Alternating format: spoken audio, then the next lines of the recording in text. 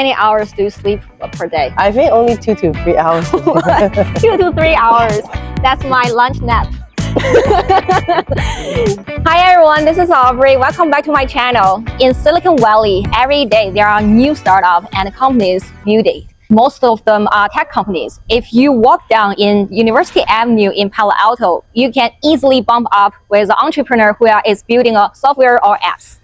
However, not all the successful entrepreneurs, they are building the software. There are also non-tech company. And today we will introduce a successful entrepreneur who's sitting with me, with Bonnie. And she is the CEO and founder for Capstone 72. It's a real estate company and it's about to IPO really soon. Is that accurate? Yeah, should be by the end of this year. Oh, wow. Bonnie, do you want to introduce yourself? Hi everyone. I'm so happy to be here.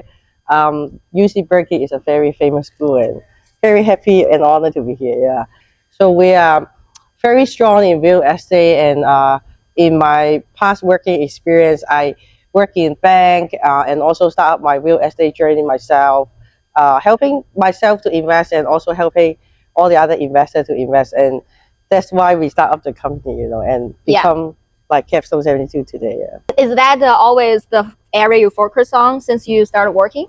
No, actually I study in USC and in Marshall School of Business. I focus in investment, like the stock investment. So those are like the people think, oh, the shiny, really cool thing to do. Yeah. No one will think about real estate, to be honest, like myself too in the past. So I start off my journey and I help USC endowment fund to invest as a fund manager.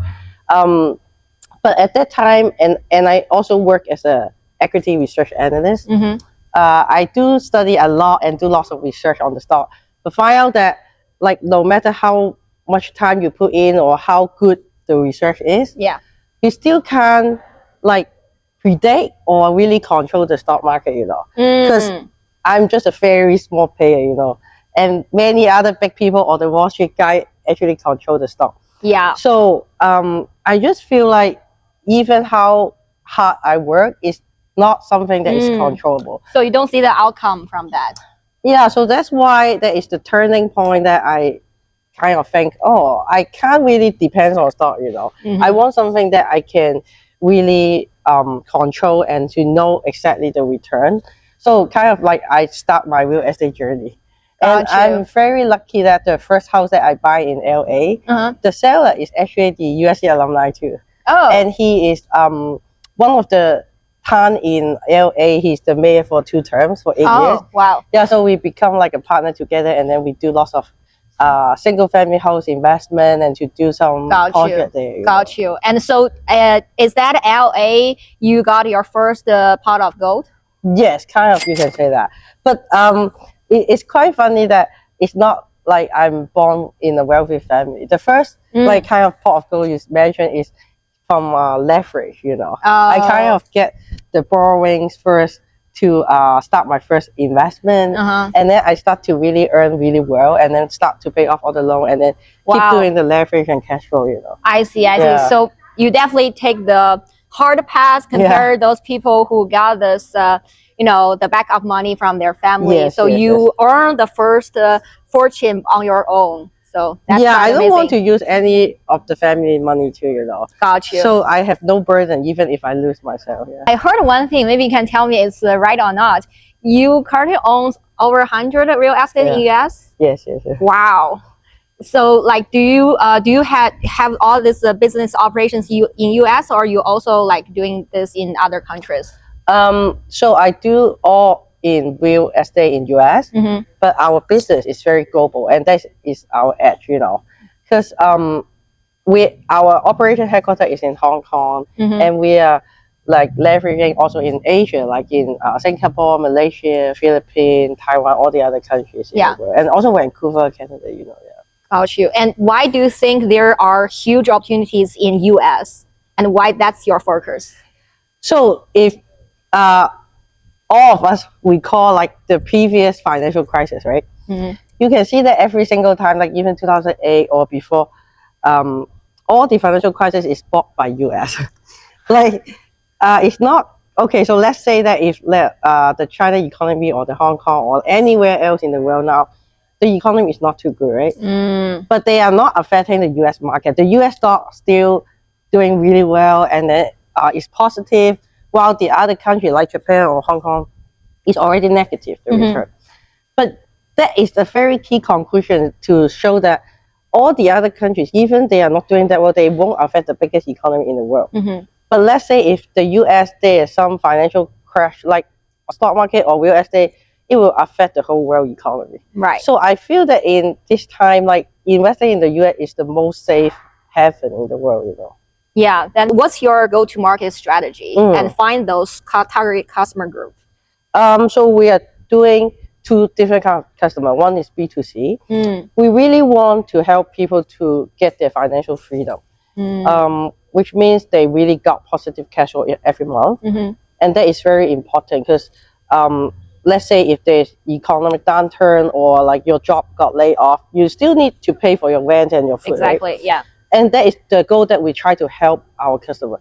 So our target client are all from 30 something to some retired people that want to get like positive cash flow every month, but still very safe in the asset value. It won't like depreciate. You know? Yeah.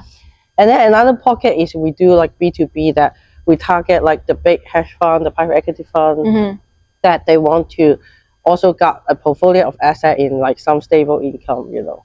So we are very comprehensive. Our headquarters is in Ohio. We have our property development company that all the property that we sell is all from our own construction. I see. So we have the one property development company, one construction company, title company, and then also a property management company. So we are very full service. So let's say when a customer come to say, oh, I want to buy a house, I won't say, oh, what kind of house you like, how many bedroom or what area. I never ask that question. I usually ask, what is your goal or the purpose that you want to achieve? Let's say you want to, let's say, have a baby in 5 years, or you want to quit your job next year. So I will help you to see how much cash or the passive income you need to earn each month. Yeah. And then we will introduce to you what house you should get. Because it doesn't make sense if for an investment property you care about like the color of the house, or I say this is totally wrong. It won't get you the return you want. You know? Yeah. So basically, you helping people to buy the investing property. Yeah, only investment property. Yeah. And also when you're trying to engage this customer, the key is to understand what's their needs. Yes. And for those people doing this for investment, their needs is not how the property looks like, instead what they can get and what's the return from this property. How many people in your group right now? How did you build and grow this team? I think we have over 60 people worldwide. We go like I think that a kind of something different about our company is like, you know, I'm in the investment industry, right? So we don't really start up a company saying, oh, we will invest a lot, and then after a few years we got the profit. But we start up with a goal that even like the first deal, I earn the money, you know, earn the profit. Nice. So it's different from the tech company. They usually invest in a few years, and then after they turn profitable. Yeah. And then I think it's the key is like I start with my own real estate investment journey. I test everything myself. I experience it. Even before I start up my management company, I try like 6 other property management company in Ohio, and they are not working that well. Yeah. So kind of I experience the whole journey that like when I say, oh, this investment gives you the cash flow, but you never, like, let's say some people never did management before, they won't know, oh, maybe in this location you have eviction, this location you have bad tenant or what. So when you cannot compete from the start to the end, you will always experience hiccups. I see. So I think that is the key to the success is like I try it myself first, and I build up the power team for myself. I see. And then start to help my friends and family, and then expand it to all the customers. Got you. So basically you provide a hands-on experience and instruction to your team, so they can further help their customer to give the same experience. Yeah, kind of leverage on my own like power team, you know. Got you. Yeah. I also learned that your company is on the path to IPO. How the industry like real estate go to IPO different from the tech company, and what can be the special challenge for that, and what is the advantage of that? Yeah, I think like I said, many tech companies they put a lot in R&D. So when even they are already on Nasdaq, like even some companies like that is very huge. Like I think a few billion. I think they also didn't make a profit on the income statement. That is very crazy. Yeah. They just sell on a dream or a vision. So real estate company is different. We have to really make profit and got a good earnings. I think that is very strong and the fundamental is good because we have asset. Yeah. Like let's say it's not like the even the multiple is not based on a bubble, you know. So that is the advantage, but it's also not the advantage at the same time because it's very boring. Like the Wall Street guy, when they hear your story, they think, oh, it's just real estate. You know? Do they have the question about scalability? Yeah. I think they will always think, oh, we have so many real estate companies. You know? So that's why in this time the IPO we also put in the AI company. Okay. Yeah. So we are developing our own technology to put in our model. You know. That's very. Just be honest. Like without this AI integration, do you think the company can run as well as? I think it runs very well still because our very unique edge is like let's say I just mentioned Hong Kong is the operation headquarters, right? We are the only company in Hong Kong that sell like the US real estate. Very crazy, right? Yeah. When you say UK real estate, so many companies. Okay. Australia, so many companies too. But US is the only one. Like let's say even we expand to Singapore and Malaysia. When you ask someone even in private equity or some like wealthy people, they can't name a US company. So we are kind of the only one too. So our branding is very like kind of like very famous, you know, and then it's worth some money, you know. Yeah. So I think that is a very good edge. And even in Ohio, you know, the whole population, only less than 4% is Asian. Asian, which means include all the Chinese, Vietnamese, Korean, everything. So like when they see me, they're like, oh, like when you go to a real estate networking event, I'm like the only Asian face over there. Okay. So I'm very unique over there too. So that's why we have a very unique position. And they, like every time when they want to invest in US, they only think of us. Nice. Yeah. So we got the whole market kind of. Got you. So you find a rare market and then you keep working on this to get this business work. And for this many properties you have in US, is there a time that you are worried the risk of holding this, or like what's your approach to handle this type of risk? Yeah, I think this is a good question too because many people will think, oh, like you or the investor have so many real estate. What if the market crash, right? Yeah. I think the key about that is you have to really identify and prepare yourself that it should or will be a long-term investment if that comes. So all the properties that we have must be positive cash flow, which means after even all the interest, all the leverage, property tax, repairs, everything, we still have at least like around 50% of the rental income left. Gotcha. So it's a very safe cushion. So let's say if the value really crash, because we bought it under the value, so you can still hold it for a period until it comes back again. Yeah. But you have to prepare to hold it for a while. Got you. Yeah. You are doing a lot of things. Yeah. How do you manage your time? Are you always a high energy person, and do you need to sleep at all? I think I'm very energetic all the time. So I think the key to really do so much thing at the same time, like multitasking, is to really be very motivated. You really need to understand why you are doing this, and is this something that you really passionate about and you like? I see. That is the like key element behind like how to drive you. And I think that like the journey, like now we are going to IPO or to expand so much in so many countries. I think that one of the key is I really want to earn the fortune to help out more people that is in need. I see. And that is a very happy thing that like or the most important thing that I feel in my life. Nice. Yeah. How many hours do you sleep per day? I think only 2 to 3 hours. 2 to 3 hours. That's my lunch nap. Do you think you are the lucky person or the rare lucky person to work on the things you are actually interested in? No, I don't think so. I think many people are not doing what they like.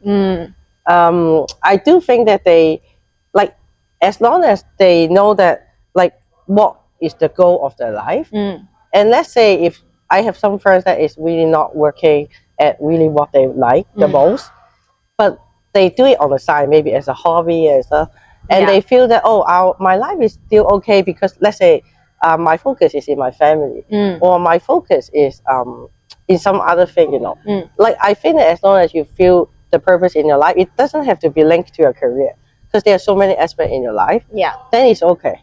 But if you put career in your first focus or the main focus, but every day you are doing something that you don't like, then I think it can't go a very long term. That makes sense. So for someone who, let's say, they find the interest or the type of work they are willing to do, but there is a big risk for them to pivot to that path, what do you suggest them to make this decision? Yeah, I think many people will answer that, oh, you should just jump out of your comfort zone and to try, right? It's not an easy thing to do. Yeah, but I won't give that answer so easily because I'm in the finance industry and I plan the finance for people. I think that at least you have to really have any source to sustain your minimum like monthly expense first. Either from your husband, from your family, or anywhere, I think that if let's say you really jump out of your comfort zone and do like, oh, I want to be an artist, just let's say, okay, you don't earn any money from doing the paintings, but you become an Uber driver at night, and then you can even pay your rent. That I feel is okay to try, I mean that like I will always advise people, can you really at least sustain your monthly expenses first, and then you can use all the other time to do what you like. Like I won't like just say, oh, you should jump out now immediately and without thinking about any other things, Like I'm interested in being an influencer on YouTube, but right now I cannot do that. Yeah, you can do multitasking. What's the most challenging moment during your company building process? Yeah, actually I faced lots of hiccups and challenges, but most of the challenges that I face never have any fear. I can overcome all of them because I always have backup. So when I do something, I have like 3 or 5 solutions at the same time. So that is not a problem. But the really big problem that I face is sometimes I trust my partner too much. That some people, they are not as simple or as the American, and then they kind of have lots of I face lots of betrayals, and then maybe like someone just like actually a year ago trying to take over my company and my shares. I think just like the Facebook founder, so many of those things like about the politics and about the human. I think those things are the most difficult part to deal with. And you really, it kind of really changed how I treat people, or how to, how to control something back myself. It's lots of challenges. The only thing that I learned to overcome it is to understand that is a human nature. Like you can't avoid that. Like I can't be so good luck in the whole lifetime. So that is something that you must experience. So the only thing you have to understand is, you understand it. No, you cannot avoid it. So you have to face it, and then you have to know how to confront it and how to win the war. And then I think someone very experienced from Taiwan, he told me he got a very huge real estate company. He told me that the only thing you can do is to win the war every single time. Because in the past, where even you win the war 100 times, you lose one time, you already lost the company. So just understand all these difficulties going through is a common sense for everyone. And I personally got inspired by what you said, like never, Never give up. You never give up from the failure, from the betrayal, from any things. Thanks for coming today and having this interview. Hope that you're sharing about your company building process, your philosophies of building team, and your personal life philosophies Yeah. can help more people in front of video. Thank you. Thank you. Thank you. Yeah.